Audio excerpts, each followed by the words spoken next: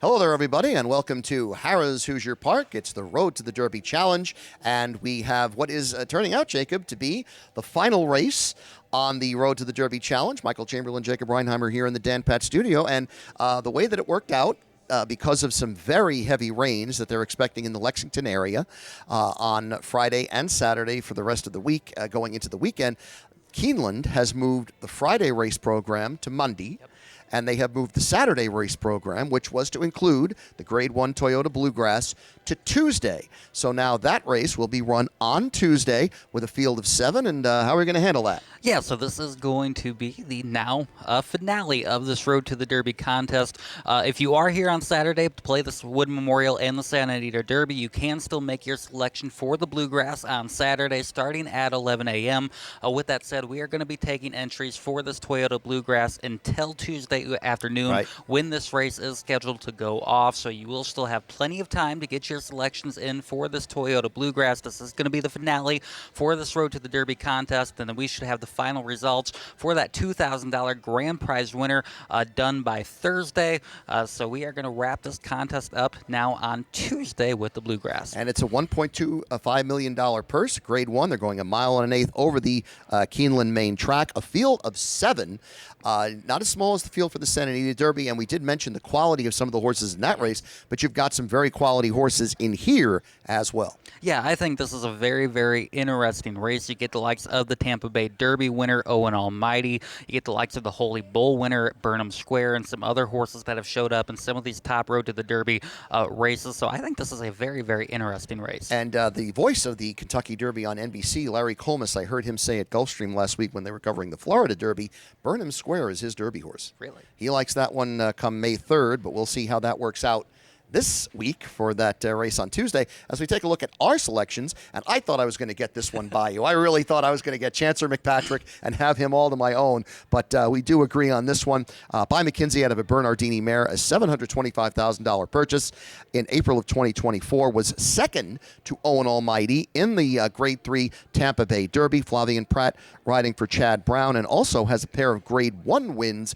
in New York going back to last year. Yeah, I was high on this horse going into the Tampa Bay Derby. He was my top selection there. I was thinking I was going to slide it right back. Yep. In the Bluegrass. I was tempted to go to Owen Almighty. He's been awful impressive down there in Tampa, but going to go back to Chancellor McPatrick. I thought he needed that start, and I thought he had a whole lot of run at the end of that race behind Owen Almighty, so I'm not going to hold that start against him in the slightest. I think Chad Brown going to tighten the screws a little bit going into this Bluegrass, trying to get this horse ready for that first Saturday in May, so that is going to be my top selection in Chancellor McPatrick. And the thing with Owen Almighty is no one went with him in Tampa. I think that's not going to happen here. I think East Avenue could go. I think that you're going to see some speed from River Thames, obviously. So I really think he's not going to get to dictate the way this race is run the way he did in Tampa. River Thames is my second pick, the horse on the inside, number 1, Irad Ortiz Jr., riding for Todd Pletcher. 2 wins and a second, was second to Sovereignty in the Grade 2 Fountain of Youth at Gulfstream on March 1st. Sovereignty then was second to Pan Street in the Florida Derby last week. So these horses are kind of all, knocking each other off as we're getting on the Road to the Derby. One's winning one, and another wins another. But this horse is very consistent, very fast, but again, a front-running horse. And again, we'll have to see how the pace sets up for this race come Tuesday, but I do think River Thames deserves a look. Yeah, I've got him third. I'm going to go with the horse second that I think he's going to have to race early on, and that being the 4, Owen Almighty. Just ultra impressed by him in the Tampa Bay Derby, but like you said, he was allowed to absolutely steal that on the front end. No one challenged him, and then Chancellor McPatrick got up for second there. But I was more impressed really in the Sam F. Davis by Owen Almighty when he really went at it with John Hancock.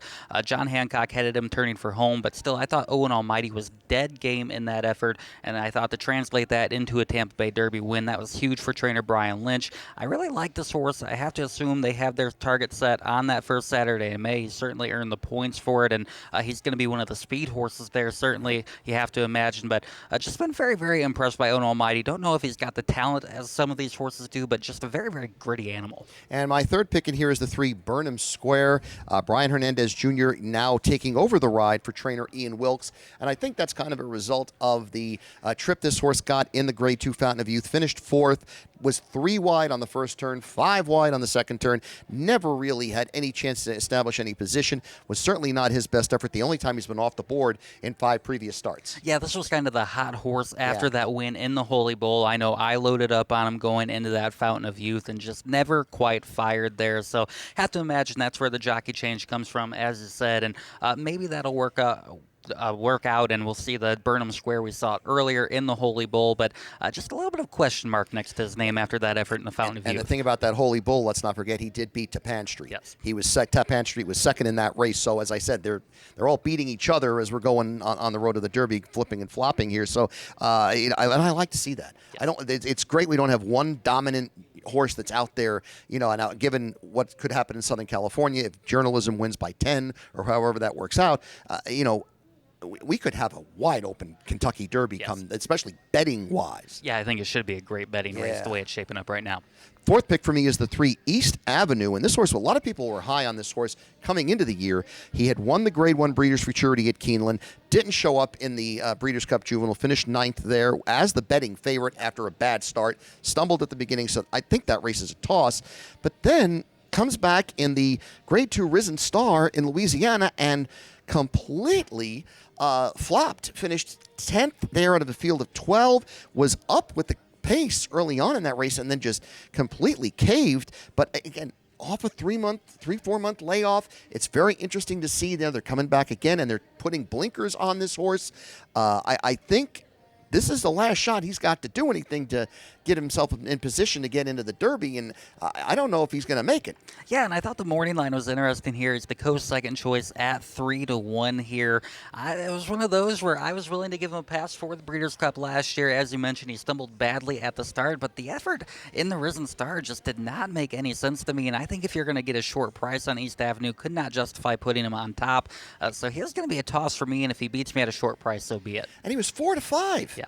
4-5 in that race, and he just it just didn't work out. So a very interesting field of 7. I think we've got a very strong contingent of prep races on Saturday and this one on Tuesday to wrap up the Road to the Derby Challenge. And again, we do agree on the 6 Chancer McPatrick as the top pick in the Toyota Bluegrass, and we'll look forward to that. I'm looking forward to that on Tuesday afternoon. I'm going to watch that up in the office. That's going to be great. Yeah, should be a good day. Absolutely. Nice little added. Get a little to Keeneland on Tuesday. Tuesday. Nothing wrong with that.